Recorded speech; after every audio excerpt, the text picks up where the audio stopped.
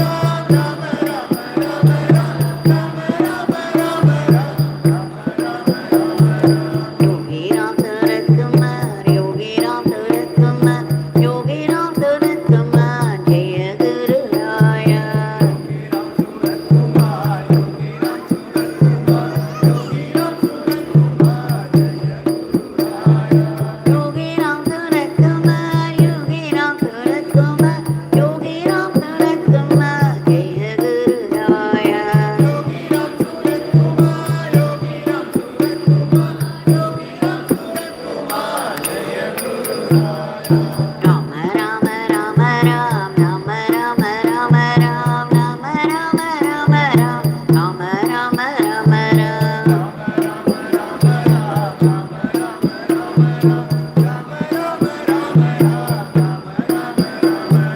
Rama Rama Rama Ram, Rama Rama Rama Ram, Rama Rama Rama Ram, Rama Rama Rama Ram.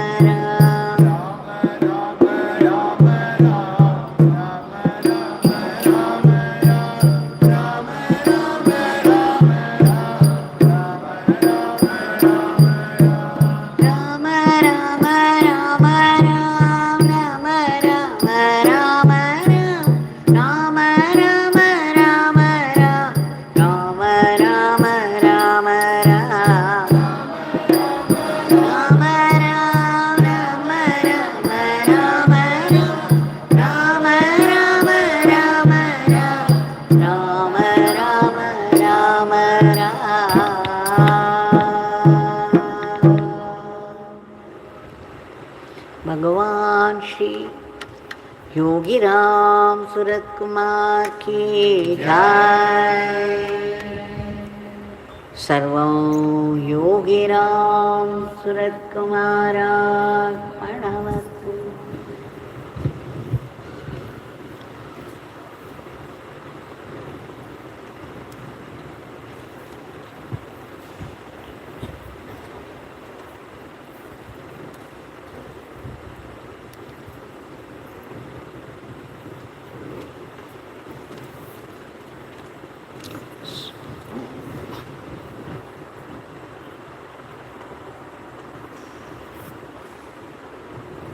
It's a great opportunity for those of us who really feel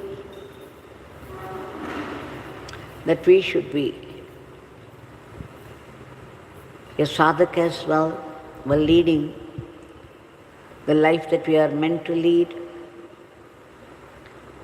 If you want to get closer to God, seeking His help in running our everyday life, then it is only His Nama that is most important as instructed by Bhagavan. And Bhagavan also makes it possible for us to gather here in front of His powerful, vibrant presence, the Murti, to chant His name as Sankirtan in deep gratitude. We have offered these Nama lotuses at the lotus feet of Bhagavan. Today we shall see what further on he had to say about the Guru. Yesterday we saw in the end what Bhagavan said, that not all get a chance to serve the Guru closely. Only a few can get this opportunity, and that too very rarely. The aim of every man must be to do some service to his Guru, and he should do it to the satisfaction of the Guru. So this is where we finished. As Bhagavan used to say, one should have done meritorious deeds for janmas, even to come across a jnani, a seer of God. And you should have done more punyas to get closer to Him, to serve Him.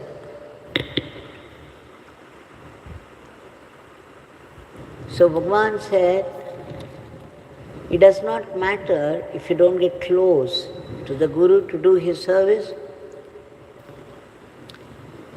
But remember, the aim of every man must be to do some service to the Guru or God. And even if you don't get close to the Guru, Guru is not the body.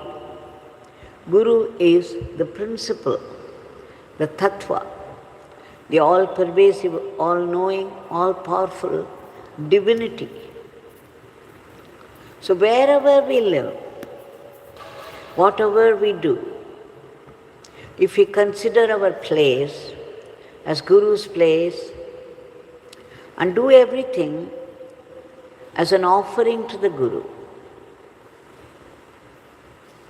when your mind, when your heart is filled with peace and joy of your worship in any form, you can be sure you are doing the Guru Seva to his satisfaction. It's only when he is happy with your service, you become happy with it. So it's not necessary for everyone to get closer to God or Guru physically, but one can serve the Guru mentally. The attitude that Guru is present in his house or in the place where he lives, and that everything he does is only an offering to the Guru, a worship of the Guru.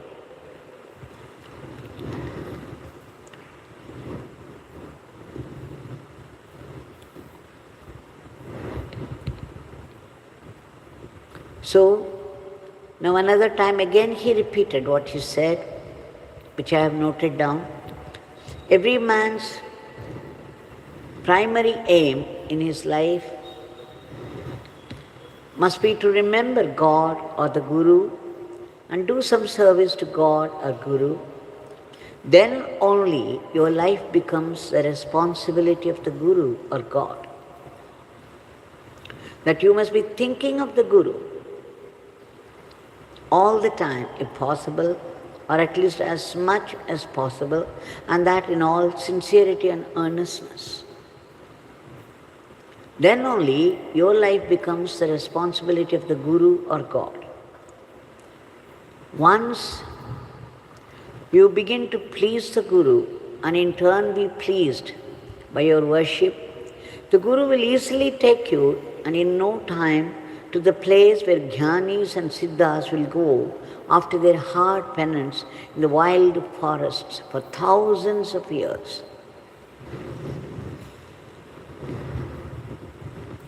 And then he says, you must always be careful in watching and doing service to the Guru according to their wish. Great masters always do only good to each and everyone in the world, and that they do in their style of functioning. We must remember that these great masters are here only for the unity and peace of the whole world. Now somebody asked him the question, if the Guru drops his body, even prior to the Sishya, the disciple, having succeeded in his sadhana, is it necessary for the disciple to seek out a living Guru to guide him further on? To which Bhagavan replied, not necessary. He can continue in his sadhana and guidance would continue to come from inside. Then someone else who was seated next to me asked him, Swami, why is it in your case, you had gone to Swami Ramdas after Maharishi's passing. You went to Sri Aurobindo and you call him your Guru. You went to Ramana Bhagavan and you say he is also your Guru. And then after they attained Mahasamadhi, you went to Papa Ramdas. Bhagavan Yogiram Sarat Kumar graciously replied, I had begun to see that a higher power was expressing itself using me as an instrument. Bhagavan Sri Ramana Maharishi was a principal influence in shaping this beggar to this state. But after his passing away, I did not see any conflict in going to Swami Ramdas. It was Swami Ramdas who initiated this beggar and gave this madness. Then Yogi Ram Sarat Kumar added, the inner life of saints like Sri Aurobindo, Bhagavan Sri Ramana, Jai Krishnamurti and Swami Ramdas is far, far removed from what we can externally perceive of them. They operate rooted in the eternal, infinite divinity, which can never be known the way we think we could know them. For there is no individual there to report the differences.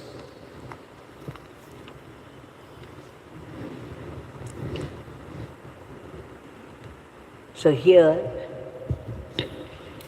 what we understand is, as long as there is no conflict, as long as we recognize the one divinity that is present in all of them, the same divinity the one ultimate divinity that is present in all of them, there will be no conflict. Because Bhagavan says, these people are all far, far removed from what we can externally perceive of them. Externally we see different personalities, different bodies with different features, different leelas also.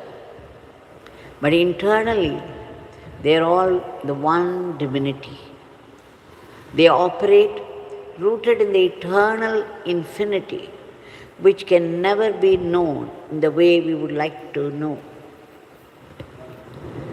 There is no individual there to report the differences, which means it is the same Guru. Even if you go to a new one, if he is in communion with the divinity, if he has merged with the ultimate,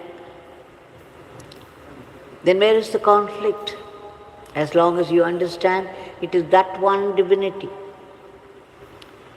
I remember there was an example given by Ramana Bhagavan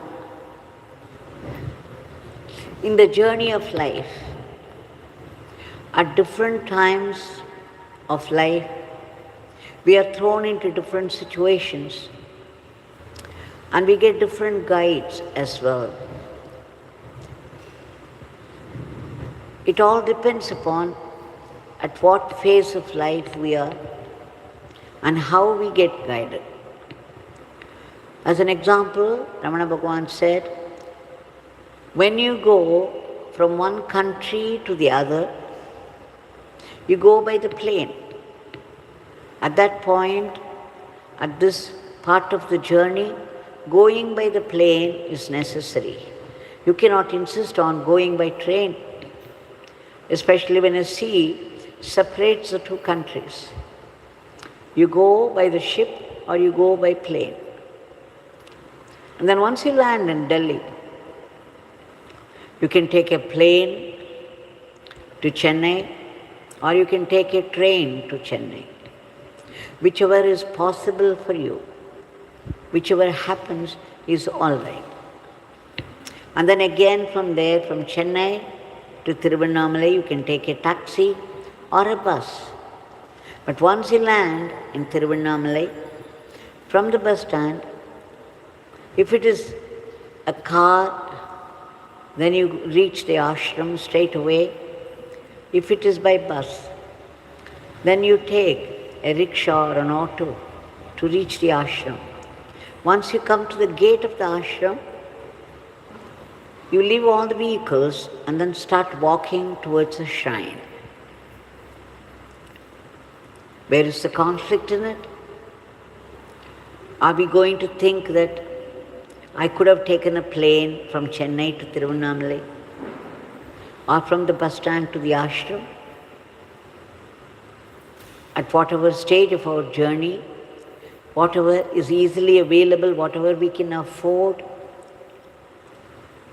that we take.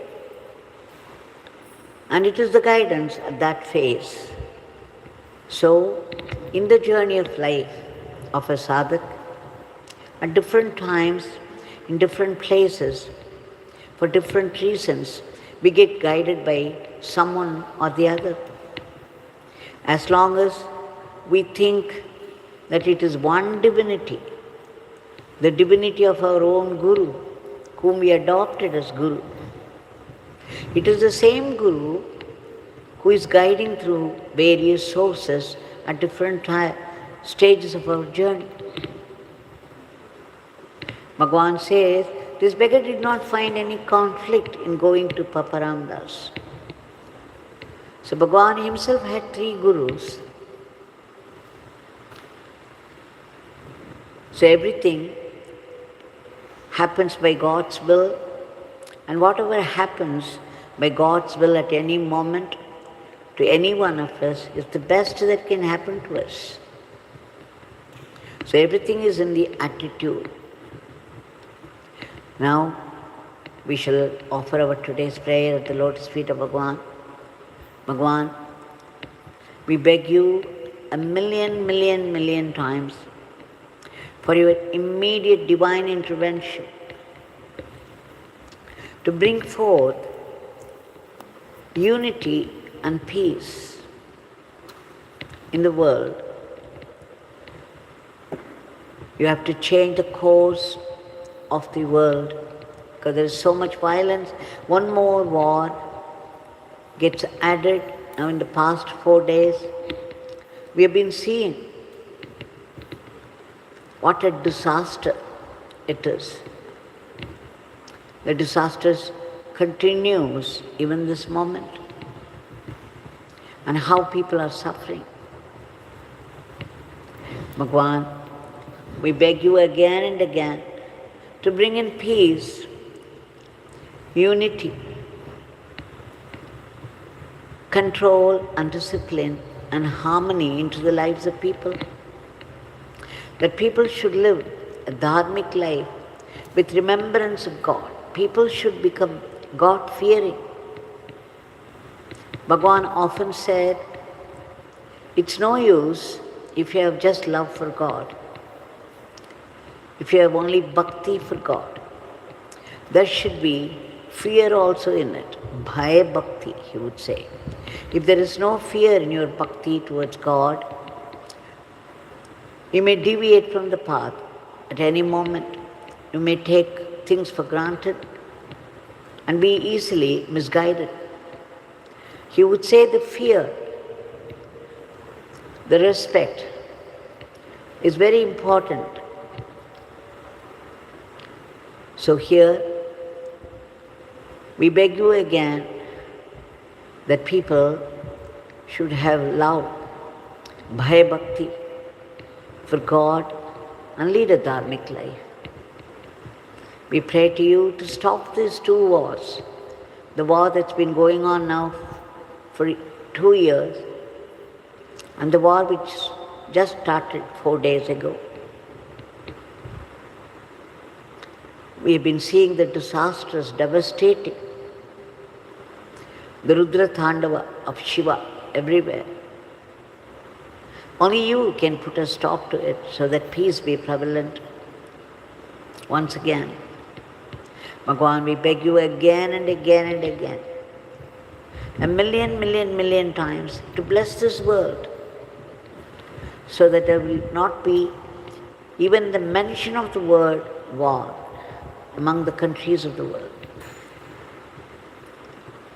We beg you to keep under control the sudden attacks of diseases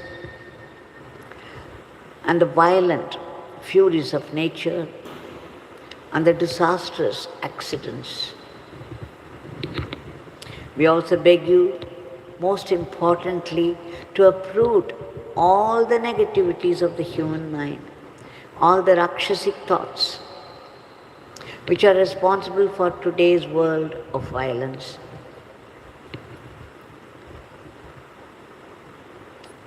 Only you can do it, and we beg you again and again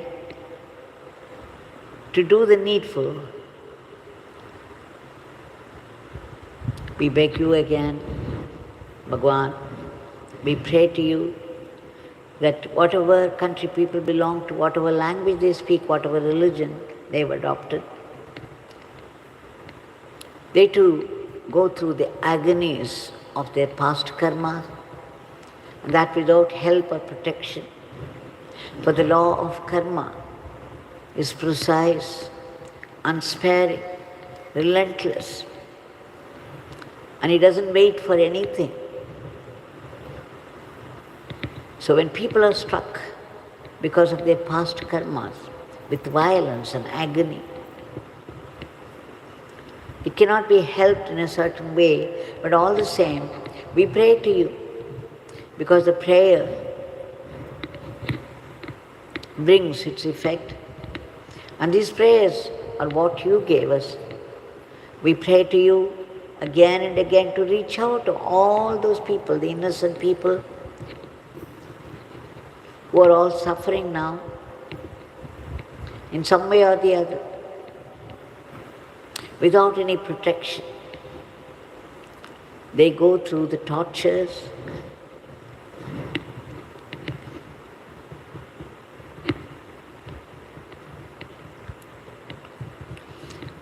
we beg you again and again to reach out to all of them. We can only pray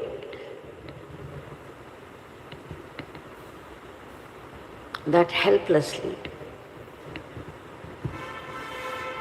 We also pray to you, Bhagavan, to protect all those unselfish people who have been working very hard for the welfare of the others from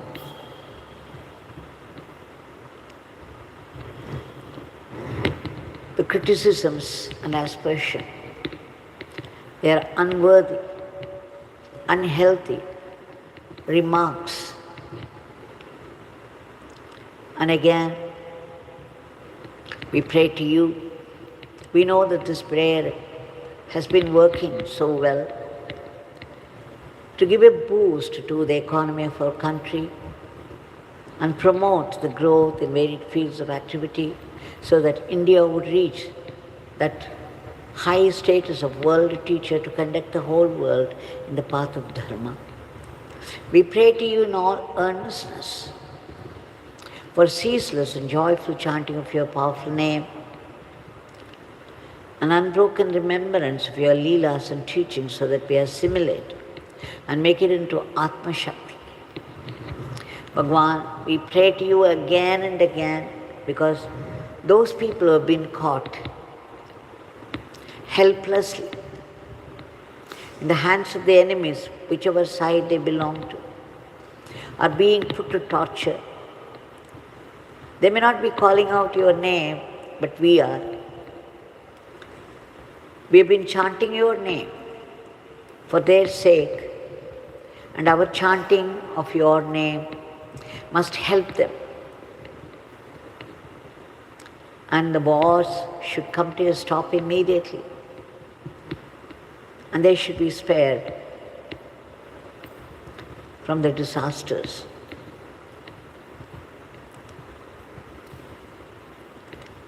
We also pray to you that we should only be sattvic instruments in your hands and not rakshasic elements.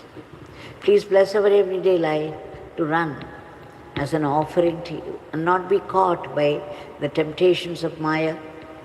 We also seek your ultimate state of being, the state of pure awareness, the state of bliss and peace.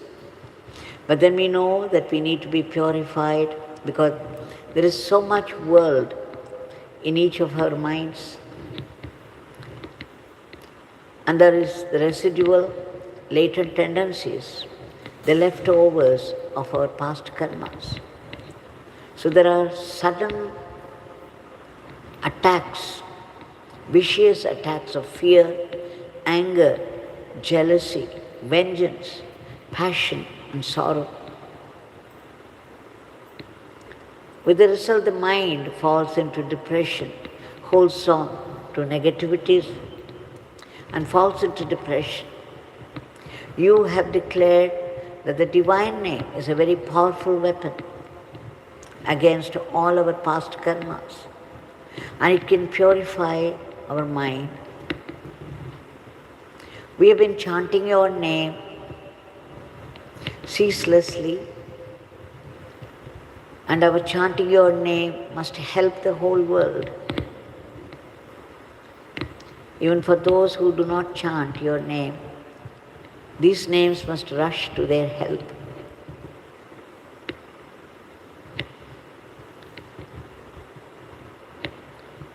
We also pray to you that every action that we do, we must do it in the spirit of service, and that joyfully, without any unhealthy competition or jealousy, so that all this also would become our Atma Shakti.